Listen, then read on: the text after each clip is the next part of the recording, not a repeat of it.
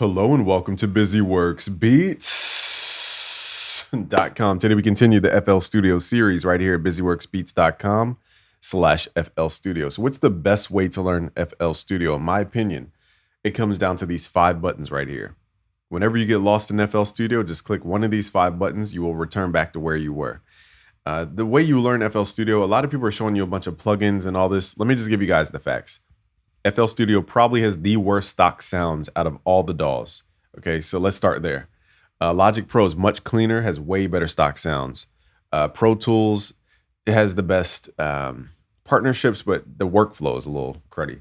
Ableton has great stock sounds. It's just some people aren't inspired by the interface. So those give you an example of the other DAWs that are out there and what you can get with them. FL Studio to like a pro producer is really just the best canvas.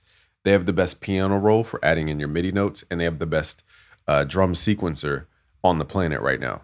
Okay, so that's what FL Studio is good at. So once you stop looking for all the other stuff inside of FL Studio, you'll actually get better at using FL Studio. You'll go, okay, I know stock sounds aren't going to get me there. What are some plugins that might get me there in FL Studio? So I know it's a lot to learn, but when you go to BusyWorksBeats.com/FL Studio, I'll guide you step by step through FL Studio so that it's not complicated. You know, I was learning something new recently, and I realized how important it was to have somebody simplify the steps, like just guide me step by step. I had to go to this video, that video, this video, read this article, do this. It was like 1,000 things before I found out small little things to move forward. And so you need somebody who's going to take you through that journey, and that's what I'll do. Again, with the link below, just go to BusyWorksBeats.com/FL Studio. So the best way to learn FL is, again, understanding these 5 buttons right here. Understanding that you need to download external sounds. So we'll give you some free sounds on our Discord. It's discord.gg/BusyWorksBeats. Just understand you need sounds to go into FL. So this is how we use it as producers here. So for example, I'll give you 100 plus 808s. Once you have these, making beats is a lot easier because now you have the actual sounds that sound good. Now, if you have terrible sounds and you're trying to make terrible sounds sound good, you can sit there trying to learn mixing, you know, all types of sound design techniques just to get an 808 to sound right, when in reality, you could just have the right 808 and just skip all that other bullcrap. So for example, whenever we find a sound in FL, just right click, open it up in the channel rack. Now the channel rack is great for one-shots. I've seen a lot of people drag and drop one-shots. The problem with this is, especially tonal one-shots like an 808, is that it's very hard to change this note. It's cool as like a sound effect, but if I want to change the note of the 808, then it gets a little complicated. And what if I want to stutter the 808? It gets even more complicated. What if I want to do so that's why we open up rhythmic stuff in the channel rack. So as a beginner, you might have the habit of just dragging stuff into the playlist. That can be a cool way to produce. I'd recommend, like, if you have samples, for example, let's load up a sample. Like sampling in FL, I would recommend dragging stuff directly into the actual playlist because you can edit it pretty quickly in the playlist. If you do it in the channel rack and all the other plugins, it could take forever. So it's a lot quicker when you have stuff like a sample and you could just chop it. For example, I'm just going to show you, hit Shift Alt left click with the slice tool to do a vertical slice. And let's just slice randomly over here. Now I didn't hear the music, so I don't even know if this is a loop or not. But let's say you wanted to make this a loop. You could just drag this over. And FL Studio has some new updates, but we're going to click here, go to Make Unique as a sample, and then double click, go to Mode, Stretch Mode, and then mess with your time knob like that. And now we just looped it like that. So FL is good for sampling in the playlist. Now, again, that isn't a perfect loop, but the goal is just to show you how simple it is to use stuff in the playlist. Now, the moment I go to use an 808 in the playlist, it doesn't make any sense because now I might want the 808 to change notes.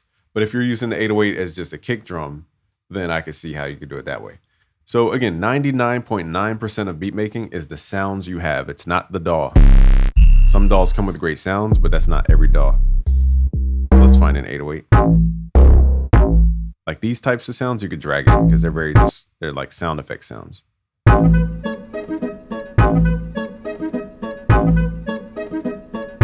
Okay, so it's more of a sound effect. But like an 808 like this, where you need to go doom doom doom doom doom doom, I would recommend you right click, open in a new channel, check your channel rack, and now you can left click and add the notes in, or you could right click and go to piano roll to change out the actual notes of the note of the piano roll MIDI.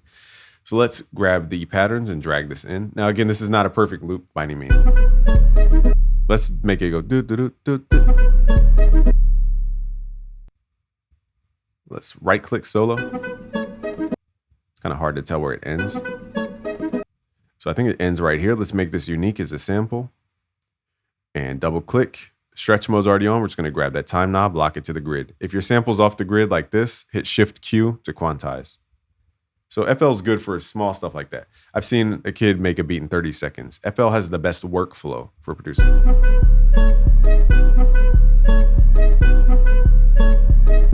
So again, it's not perfect loop, but hopefully you get the concept is that we're using the piano roll to write the MIDI.